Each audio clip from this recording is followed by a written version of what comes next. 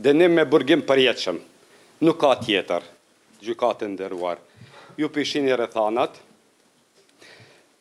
që kanë ndodhë edhe në gjykatë. Afrim Bonjaku, unë si përfaqësues i familjes tij, po vazhdon me u vra familja tij me faktin që nuk është fare, askush nuk është pendu, madje as nuk janë distancu prej krimit. Vjen keq, mos kujtoni që jam pa shpirt. Vjen keq mu për secilin djalë të ri, i cili dënohet me burgim përjetshëm. Por jo, nuk vjen hiç keq kur edhe ka kry krimin, edhe provohet me prova, sot i prezantoi prokuroria, edhe në fund nuk shpreh kërqarje, edhe krejt këtë situatë na bjen me një situatë që na me menu, a jemi na secili prej nesh të sigurt në shtetin tonë. Kosova është shteti i pavarur, nuk ka me mujt mu shkput asnjë pjesë e Kosovës. Edhe këto duhet me ditë gjithë këta.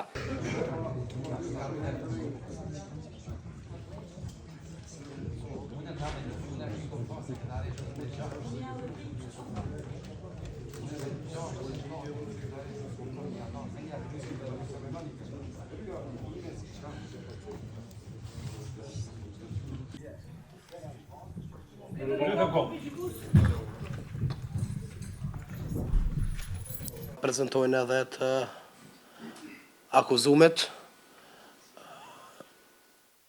Veç kanale, Trin, okej. Blagojes Pasojević, prezent. Avokati Ljubomir, prezent. Vladimir Tollić, po ashtu prezent. Avokati Miloš Delević, prezent. Dušan Maksimović, prezent. Po ashtu avokati Jovana Filipović, prezent. Na kemi kushte për mbajtjen e kësaj seance, seanca sot me mbajt. E njëjta është e hapur për publikun, të njëjtën kohë për korektësi në çështje të përkthimit respektivisht interpretëve gjyqësor është edhe burim kafexhiu dhe mirëvete tullore. Shopur, Trin. Paraprakisht jeni dini që gjykata ka urdhëruar edhe një herë për të pa, po që se në ekzaminimin e telefonave ka pas ndonjë paqartësi ose ka pas të dhëna shtesë. Megjithatë jemi njoftu, kemi marrë konfirmim zyrtar që nuk ka asnjë dhënë shtesë në telefonat e gjetur, kështu që besoj që nuk kemi asnjë problem me vazhdu tutjen. Në njëjtën kohë ne kemi konstatuar edhe në seancën e kaluar që pas kërkesave të mbrojtësve për provat të cilat keni konsideruar që nuk keni pajis, e kemi pajis nëpërmjet prokurorisë dhe me prova shtesë. Kështu që nuk vlerësoj që tani më janë plotsu kushtet që ne të vazhdojmë sipas planifikimeve me shqyrtimin gjyqësor, respektivisht që sot të vazhdohet me fjalën përfundimtare të palëve ashtu siç na kemi planifikuar. Pastaj marrëtimin ndërsa pretendon edhe mungesë provoje reale në këtë aktivitet. Kjo përforcohet nga fakti se ai vetë deklarohet gjuetar aktiv pa pasur armë ose provojë dhe as s'ka pasur njohuri bazike për to. Qëndrimi ndaj provave fotografive është pashtu selektiv dhe i paqëndrueshëm. Disa i pranon, disa i mohon, disa të tjera të jep shpjegime të pabazuara se pretendimi për përdorimin e telefonit nga persona të tretë pa ofruar asnjë provë mbështetëse. Gjithashtu, ai minimizon lidhjet me persona të tjerë të përfshirë, ndërkohë që nga provat rezulton se ka komunikime në lidhje të drejtë për drejta me ta. Pretendimi se e njeh vetëm nga televizioni Milan Radojčićin nuk ka relevancë për përgjegjësinë e tij penale. Përgjegjësia nuk varet nga njohja personale me organizatorin, por nga veprimet dhe komunikimet konkrete gjatë ngjarjes, nga pozicionimin e terren dhe nga kontributi në realizimin e planit të tyre të përbashkët. Po ashtu tentativa për të ndërtuar një alibi përmes pretendimit për punime ndërtimore bien ndesh me vetë deklarimin e tij se aktiviteti real ka qenë argëtimi dhe konsumimi i alkoolit pas një provë për kryerjen e punimeve. Nga të cilat këto elemente të vlerësuar në tërësinë e tyre rezulton se Dušan Maksimović ka qenë i vetëdijshëm për natyrën reale të operacionit të armatosur dhe ka kontribuar në realizimin e tij përmes komunikimeve, monitorimit dhe koordinimit të veprimeve. Roli i tij në grup përfshin vendosjen e barrikadave ose siç e quajnë ta stubave, koordinimin e largimit të grave dhe fëmijëve sipas nevojës, si dhe përgatitjen për realizimin e sulmit të datës 24 shtator 2023 duke lidh drejt për drejt me veprimin e pjesëtarëve të tjerë të grupit dhe me qëllim të vepra penale për të cilat kë ngarkohet. Në përfundim nga të gjitha këto elemente, del një model i qartë deklarimi i pandehuri pranon vetëm faktet neutrale, mohon ato inkriminuese, ndryshon versione sipas situatës dhe bie në kundërthënie të vazhdueshme. Ky model tregon se deklarimet e tij nuk janë të sinqerta, por të ndërtuara për të shmangur përgjegjësinë e tij penale. Pretendimet e tij nuk janë të mjaftueshme për të krijuar ndonjë dyshim sepse përballë tyre qëndrojnë prova teknike, elektronike dhe objektive që vendosin ato qartë brenda strukturës së bashkëhyrjes së veprave penale për cilën akuzohen.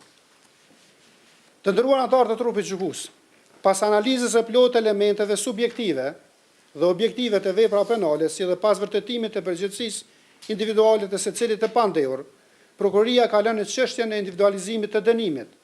Dënimin e të drejtën penale nuk është thjesht një reagim formal ndaj një sjellje të ndaluar, ajo është instrument për mbrojtjen e rendit juridik dhe garantimin e sigurisë publike për parandalimin e veprave të ashme dhe për afirmimin e autoritetit të ligjit dhe të shtetit. Në këtë rast konkret, rrethona të rënduese janë të pranishme dhe në shkallën më të lartë të mundshme si për nga natyra e veprës, ashtu edhe për nga pasoja e saj dhe rrezikshmëria e theksuar shoqërore që ajo ka prodhuar. Sa i përket shkallës së rrezikshmërisë shoqërore, sulmi datës 24 shtator 2023 nuk mund të trajtohet si një incident izoluar kriminal. Asnjë përplasje e zakonshme me pasoja penale individuale. Nga provat e administruar rezulton se kemi të bëjmë me një sulm të armatosur, të drejt për drejt kundër policisë e Republikës së Kosovës, të realizuar me përdorimin e armatimit ushtarak të rënd në mënyrë të planifikuar, të organizuar dhe të koordinuar, veprim ky që nuk ka pasur karakter spontan, por ka qenë rezultat i një organizimi paraprak me ndarje rolesh me qëllim të qartë operacional. Ky sulm ka pasur potencial të gjerë destabilizues, jo vetëm për zonën konkrete, ku është zhvilluar, por dhe sigurinë publike, rendin kushtetues të Republikës Kosovës në tërësi, sulmi ndaj forcave të rendit, si përfaqësues të drejt për drejt të autoritetit shtetëror për bën cenim të monopolit shtetëror mbi përdorimin e lidhshëm të forcës dhe sfidimin e drejt për drejt të sovranitetit territorial.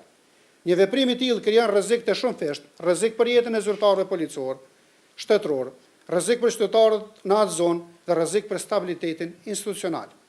Në hierarkinë e veprave penale, që synojnë destabilizimin e rendit kushtetues dhe që realizohen përmes përdorimit të armatimit ushtarak kundër institucioneve shtetërore përfaqësojnë nivelin më të lartë të rrezikshmërisë shoqërore. Në këtë rast, pasoja fatale, vrasja rreshtere të Afrim Bunjaku në krye të detyrës, ngrit edhe më tej peshën e kësaj rrezikshmërie.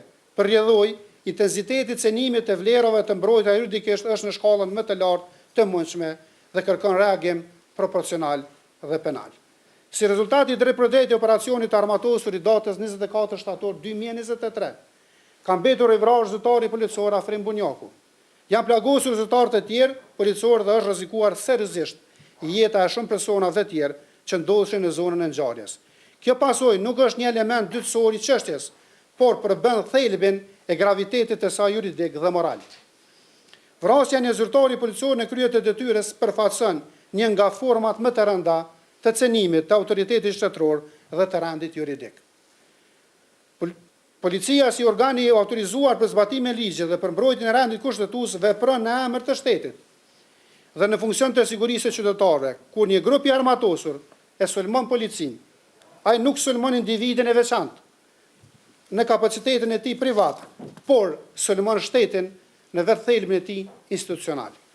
Kur si pasojë këtij sulmi humbet jeta e një zyrtari që po ushtron të detyrën e tij ligjore, kemi të bëjmë me një cenim të drejt për drejt të themelit të sigurisë juridike dhe monopolit shtetëror mbi përdorimin e lidhshëm të forcës.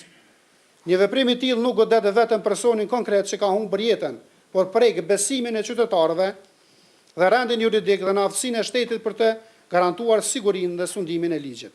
Për këtë arsye, pasojat fatale në këtë rast e ngrit peshën e përgjegjësisë penale me nivelin më të lartë të mundshëm dhe kërkon një përgjigje proporcionale nga sistemi i drejtësisë penale. Sa i përket intensitetit të dashjes, dhe planifikimit nga provat e administruara rezulton qartë se veprimi nuk ka qenë impulsiv, apo i momentit, apo i nxitur nga një situatë e papritur. Përkundrazi, kemi të bëjmë një operacion të përgatitur paraprakisht, me organizim të strukturuar, me furnizim të qëllimshëm, me armatim të rënd ushtarak, me ekzistencë të dokumenteve operative, me komunikime të koordinuara ndërmjet pjesëtarëve dhe me barikadim të planifikuar të rrugëve si pjesë e fazës përgatitore. Të gjitha këto elemente dëshmojnë një plan të konceptuar me qartësi për ndarje rolesh dhe për ekzekutim të sinkronizuar në terren. Në aspektin juridik, intensiteti i përgatitjes dhe niveli i organizimit ndikojnë drejt për drejt në vlerësimin e fajësisë. Sa me i strukturuar dhe i menduar të jetë plani kriminal, aq më lartë është shkalla e dashjes dhe rrjedhimisht përgjegjësia penale e pjesëmarrësve. Kjo nuk është një situatë e reagimit spontan, por realizimi një projekti të paramenduar, gjë që e rrit në mënyrë proporcionale peshën e fajësisë të secilit e pandehur.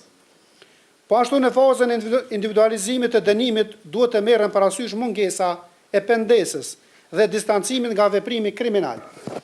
Asnjëri nga të pandehurit nuk ka shprehur pendesë të sinqertë për pasojën fatale që ka rezultuar nga operacioni armatosur, as nuk është distancuar qartë dhe pa ekuivok nga natyra kriminale e veprimit. Përkundrazi, njëri prej tyre ka pranuar pjesëmarrjen vullnetare në strukturë duke konfirmuar vedijen për përfshirjen e tij. Tjetri është mbrojtur në heshtje, pa kundërshtuar në mënyrë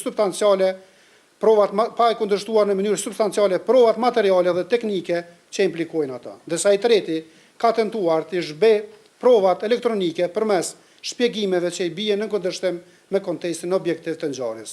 Në të drejtën penale, mungesa e pendesës dhe reflektimi kritik mbi pasojën e shkaktuar konsiderohet rrethon rënduese, sepse tregon mungesë të vedijes morale për gravitetin e veprës dhe mungesë të gatishmërisë për rehabilitim.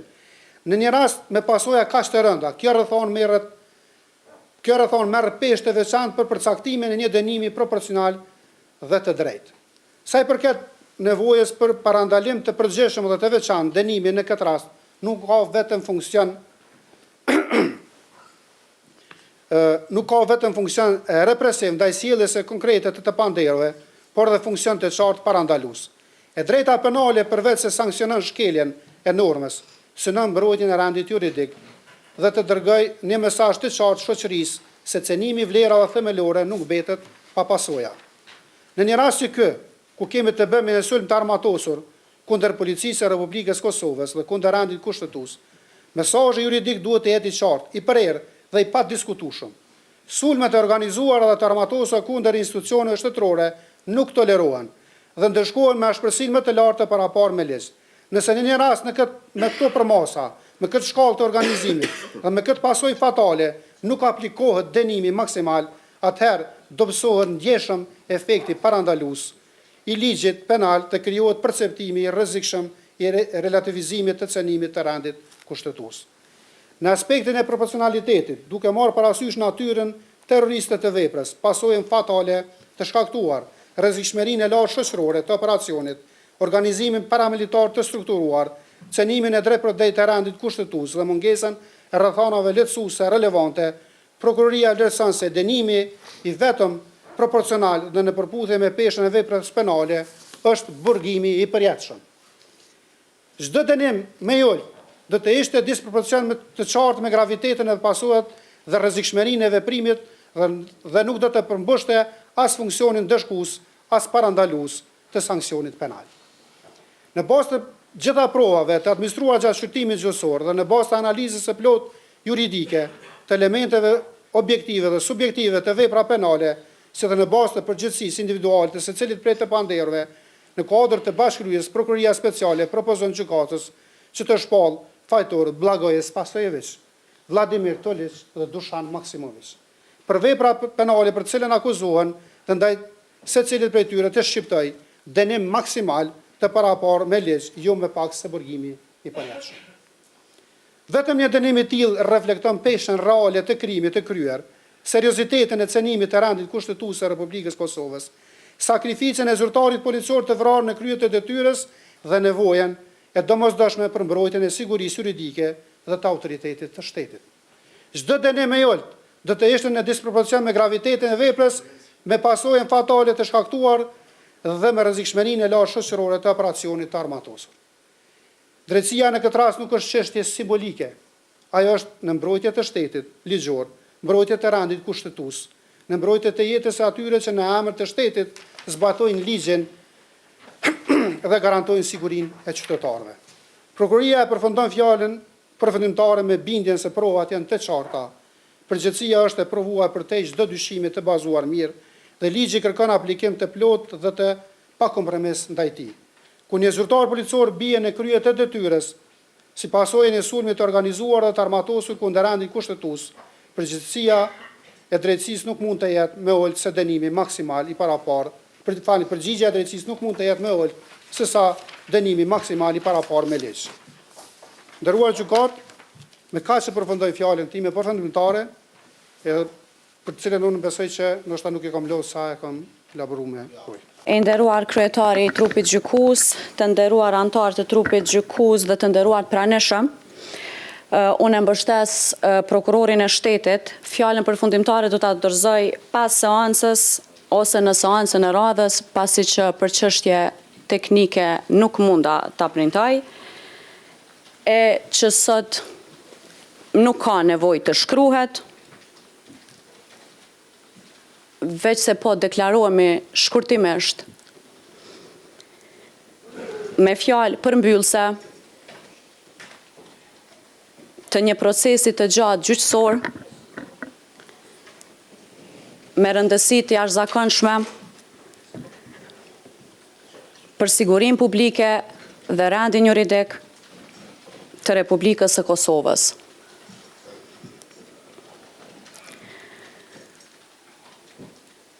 Qëllimi për destabilizim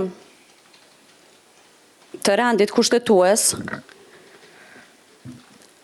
provohet përmes provave të administruara dhe të shqyrtuara, deklarimit dhe dëgjimit të dëshmitarëve dhe gjithë organizimit të sulmit. 3 të akuzuarit që janë prezent, pra është dëshmuar mjaftueshëm se kanë qenë pjesë aktive e grupit terrorist, e i cili grup nuk është formuar rastësisht. Pik, kryerisht, çlirim shaqire nga ky sulm terrorist, nga këta të pandehur dhe shokët e tyre, u lëndua si nga aspekti fizik dhe psiqik, ku i njëjti akoma nuk ka rifilluar punën dhe nuk është rehabilituar. Ne tani nga gjykata kërkojmë që 3 të akuzuarit të shpallë fajtor, t'i marrë për bazë të gjitha rrethanat rënduese, si shkallën e lartë të dashjes, kryerjen e veprës penale në mënyrë mizore,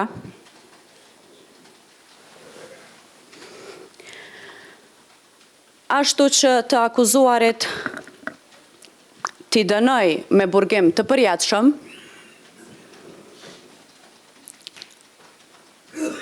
si dhe t'i detyroj që të dëmtuarin çlirim shaqire ta kompenzojnë përshërimin dhe rehabilitimin e dëmit që i ka marrë nga veprimet e tyre kriminale. Ju faleminderit.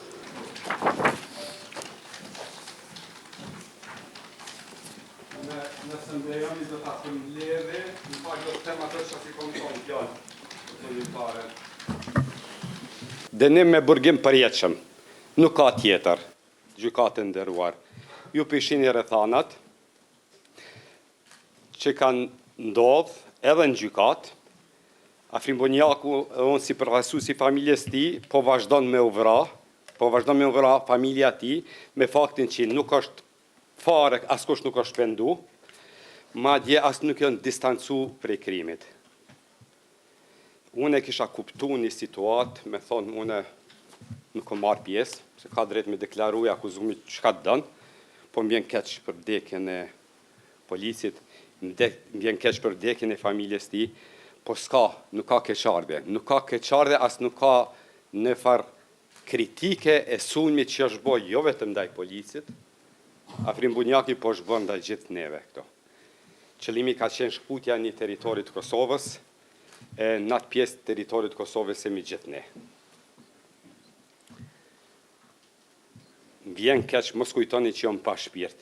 Më vjen keq mu për secilin djalë të ri, i cili dënohet me burgim përjetshëm. Por jo, nuk më vjen hiç keq kur edhe ka kry krimin, edhe provohet me prova, sot i prezantoj prokuroria, edhe në fund nuk shpreh kërqarje, edhe krejt këtë situatë na bjen me një situatë që na me menu, a jemi na secili prej nesh të sigurt në shtetin tonë. Kosova është shteti i pavarur, nuk ka me mujt mu shkput asnjë pjesë e Kosovës. Edhe këto duhet me ditë gjithë këta. Vetë këta kanë mujt shumë vetëm proceduralisht mja lecu vetës situatën, me pas bashkëpunu me prokurorin, me tregu si ka ndodhë, që ka ndodhë, me shpre një keqardhje, nuk e kanë bërë asnjërin, madje kanë kujtu që drejtësia është lo, jo më kujtohet, jo nuk më kujtohet, jo diçka majnë men mesazhe, jo kom kontaktu me mesazhe, provat janë qarta, ju e keni pa që në Viber keni një moment ku thot, ja filloj lufta, nuk qenë kaloj kjo punë. Në thot, gjitha këto i kam bo me vedije. Une e kem pa pri prove që këta nuk janë organizatorët, por këta nuk janë distancu prej organizatorëve, e tash le të vinë qata organizatorë e le t'i nxjerrin prej këtuvit. Jam praktikat në botë që për sulme tilla terroriste dënimi me burgim përjetshëm është, në thot, minimumi që mundet me ndodhë. E keni rastin e Parizit në vitin 2015, e keni rastin e sulmit në Kulla Binjake, po e keni rastin e Bostonit, edhe pse në sistemin ton juridik nuk ka dënim me vdekje. Gjohar Sarnaev është dënu me vdekje, bashkë me vllain e tij. Fakti që dikun thuhet, na kem qenë pa përvojë nuk është arsyetim. Nuk ka përvojë dhe nuk ka diploma apo certifikat për me qenë terrorist. Edhe Gjohar Sarnaev ka qenë i pa përvojë, po ka kry krime monstruoze që nuk mundet me paramenu njeriu. Nuk du me përsëri çka ka thonë prokurori dhe mbështes në tërësi, por shpresoj që edhe këta e kuptojnë që familja e Afrimbonjakut po vazhdojnë me vujt. Asë njeri nuk jemi në lekur të me, ata po vazhdojnë me uvra çdo ditë. Ja kanë marë antarin e familjes, i cili ka qenë në kry detyres një polici respektum, një njeri shumë i mirë, unë e kom kontaktu me fqin, me krejt, nuk ka pas njeri ma të mirë, pse? Për shkak se ka mbrojt rendin juridik. Pra me këtë sulm, nuk është vra veç Afrimi, por gjithë ne jemi vra. Prandaj e kërkoj dënimin me burgim përjetshëm, në emër të familjes. Faleminderit. Kërkoj falje për në ndërprerje që kisha në seancë, dola vetëm javën shkresat e palës, po betën seancë. Të nderuar trup gjykues, ne sot paraqesim fjalën përfundimtare në emër të zyrtarit policor të dëmtuarit Alban Rashiti, i cili kishte pësuar plagë pra me datën 24/3/2023 nga... A është për procedurë verbal? Jo, s'ka nevojë, se kom të shkruar. Nga këto tre të akuzuarit dhe shokët e tyre të cilat janë tani A kanë falë se po ndërprej edhe nere, ke përgatit me shkrim veç kemi elaborua, po okej. Fjalën përfundimtare kemi përgatitur në formë të shkruar, do t'ja dorëzojmë gjykatës, nuk ka nevojë që të shkruhet, dhe njëkohësisht tani para se që thash, mbështesim në tërësi fjalën përfundimtare të prokurorit të shtetit, i cili në mënyrë kronologjike ka elaboruar gjitha provat e mundshme që ka mbledhur policia në bashkëpunim me prokurin, për të dëshmuar se 3 të akuzuarit këto që janë prezent janë përgjegjës pra për veprime kriminale të ndërmarra në kuadër të grupit të organizuar kriminal, të cilët nuk ishin informuar asisht, por kishin bërë përgatitje për kohë të gjatë në Republikën e Serbisë, të ndihmuar, të asistuar me armatim të rënd nga ushtria e Serbisë, po ashtu të mbështetur edhe nga politika shoveniste e Beogradit. Të nderuar trupgjikues, Alban Rashiti, njëri nga zyrtarët policor, pra është zyrtar policor që nga viti 2019, i cili ka punuar në njësi të ndryshme dhe përfundimisht ai ishte caktuar në njësinë e specializuar për ndërhyrje të shpejtë të quajtur 1NSH dhe ishte transferuar në pjesën e Mitrovicës, atje pra për të ndaluar kontrabandimin e mallrave të ndryshme dhe veprime kriminale siç ka ndodhur kohëve të fundit. Por siç dihet tani, pra me datë 23/9/2023 ai kishte filluar punën në orën e rregullt dhe diku pas mesnates, realisht kur kishte hyrë dhe data 24/3/2023, ai së bashku me disa kolegë në patrullim me sipër kishin vërejtur lëvizje të dyshuara dhe kur kanë shkuar afër fshatit Banjska, kanë vërejtur 2 kamionët të cilët ishin përgatitur shumë kohë më herët për të bërë bllokada të ndryshme dhe ata ishin parkuar në hyrje të fshatit Banjska, respektivisht në Ur, për të bllokuar dhe për të bërë kurthën që eventualisht do të eksplodonte pas disa minutave. Pra Alban Rashiti me disa kolegë me njëherë kishin vërejtur se diçka nuk është në rregull, kanë njoftuar kolegë të tjerë, kanë njoftuar dhomën komanduese, ku janë shkuar edhe përforcime dhe se përforcimet që kishin shkuar, pra kishte qenë tani Indjeri Rështeri Afrim Bunjaku, tani heroi i Kosovës me disa kolegë, dhe posa janë bërë gjithë kolegët së bashku, aty kishte kapluar për disa momente një qetësi absolute, sepse kriminalët kishin zënë pritat e tyre për të zënë në befasi zyrtarët policor, dhe pas disa momente dëgjohen 2 shpërthime të fuqishme, nga cilat shpërthime goditet Rështeri Afrim Bunjaku dhe po ashtu goditet zyrtari policor Alban Rashiti, i cili pëson plagë të rënda trupore, por kështu pra fillojnë luftimet nga gjitha anët duke gjuajtur grupi kriminal mbi policinë e Kosovës dhe kanë vazhduar në fakt luftimet deri në shporën e këtij grupi terrorist nga Kosova.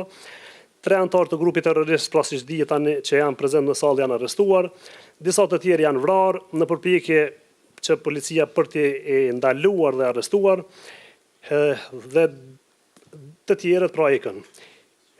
Lidhur me këtë çështje, pra ishte gjaku dhe jeta e Afrim Bunjakut, ishte gjaku dhe plagat e Alban Rashitit, lëndimet e zyrtarëve tjerë policor dhe trimëria e tyre njëkohësisht që ndaluan këtë grup të armatosur në armatim të rënd, që të lëvizin tutje dhe në ato momente ishin më pas njësitë speciale të policisë së Kosovës, të cilët arritën që shumë shpejt të pastrojnë terrenin nga ky grup kriminal, që ishte përgatitur për kohë gjatë në territorin e Republikës së Serbisë dhe e futën situatën në kontroll. Pra lidhur me këtë çështje, policia dhe prokuria, siç e tham, kishin mbledhur shumë prova, por kishte pasur edhe dëshmitarë që kanë deklaruar në këtë çështje, kanë sqaruar se çfarë kanë vepruar grupi kriminal. Ishin edhe dëshmitarë të nacionalitetit serb, siç ishin Veljo Ilić dhe Rade Nedeljković, por dëshmia e ndikimit të grupit kriminal pra ka treguar edhe këtu në gjykatë që të njëjtit kishin deklaruar në procedurën paraprake, por në shqyrtimin gjyqësor ata hezitojnë të deklarojnë natyrisht nga frika që do të pësonin nga grupi kriminal. 3 të akuzuarit që këtu janë prezent, pra është dëshmuar mjaftueshëm nga prokuria dhe nga vetë prova që ata kanë bërë në trup se janë pjesë e këtij grupi kriminal, e grupi terrorist, të cilët nuk ishin informuar asisht. Të arrestuarit pra u arrestuan në vijën e frontit, 2 nga ata të uniformuar, ku Blagoje Spasojević kishte me vete pushkë automatike dhe 4 karikatorë rezervë. Vladimir Tojlić kishte me vete po ashtu pushkë automatike, 5 karikatorë si dhe 1 mërtaj dore të tipit Zoll, si dhe një shumë parash prej 1.600 euro me vete, që dyshohet se janë pagë që ka marrë për të luftuar edhe në cilësinë e mercenarit. Ndaj këtu të akuzuar pra kishte prova të shumta që dëshmojnë përfshirjen e tyre në këtë grup kriminal, planet e tyre si dhe ka prova që ata kryen vrasje të rënd tentuan të vrasin edhe shumë persona të tjerë të aneksojnë pjesë të territorit të Republikës Kosovës. Alban Rashidi nga ky sulm terrorist, nga këta të pandehur dhe shokët e tyre, pësoi plagë të rënda trupore, plagë në këmbë, plagë tjetër në dorë dhe në gjëks, afër zemrës e pashtu plagë të shumta psiqike, ku akoma nuk ka rifilluar punën dhe akoma nuk është shëruar e rehabilituar nga veprimet e tyre kriminale. Tani pra ne kërkojmë nga gjykata që të akuzuarit të shpall fajtor, të marrë për bazë gjitha rrethonat rënduese të parapara në 70 paragrafit 2 të Kodit Penal të Republikës Kosovës, e që janë shkallën e lartë të pjesëmarrjes së personit të dënuar në veprën penale, shkallën e lartë të dashjes nga ana e personit në këtë rast të akuzuar se në lidhje shkuan të dënuar, prezencën e dhunës ose kanosjes me dhunë në kryerjen e veprës penale, vepra penale është kryer në mënyrë posaçërisht mizore, vepra penale përfshin disa viktima. Viktima e veprës penale kanë qenë posaçërisht të pambrojtur apo edhe të ndjeshëm. Moshat e viktimës, këtë rast Alban Rashidi ka qenë i moshës së re. Shkallën e dëmit të shkaktuar nga personat e akuzuar përfshir vdekjen, lëndimet e përhershme, transmetimin e kësaj smundje, këtyre lëndimeve, si dhe gjitha rrethona tjera që kanë të bëjnë vetëm me rrethona rënduese. Pra, në këtë rast kërkojmë nga gjykata që të njëjtit të shpall fajtor, të dënojë me burgim të përjetshëm, dhe në këtë rast të detyroj këta të akuzuar secilin veç e veç në mënyrë solidare që Alban Rashidin ta kompenzojnë në shumën prej 1.5 milion euro për shërimin dhe rehabilitimin e plagëve të fituara nga veprimet e tyre kriminale. Pasi që kemi planifikuar për 20 prill, si ditë për fjalën përfundimtare për pjesën tjetër, propozojmë që të mbetet ashtu me datën 20. Me qenë se jemi dakorduar paraprakisht që fjala përfundimtare të jetë ndarë në 2 ditë, në mënyrë që t'u jepet kohë e mjaftueshme palëve që të deklarohen. Trupi gjykues konstaton se sipas planifikimit sot vetë se ka përfunduar fjala përfundimtare e prokurorit special dhe përfaqësuesve të palëve dëmtuar. Ndërsa me datën 20 prill do të vazhdojmë me fjalën përfundimtare të mbrojtjes dhe të akuzuarve. Atëherë shihemi me datën 20.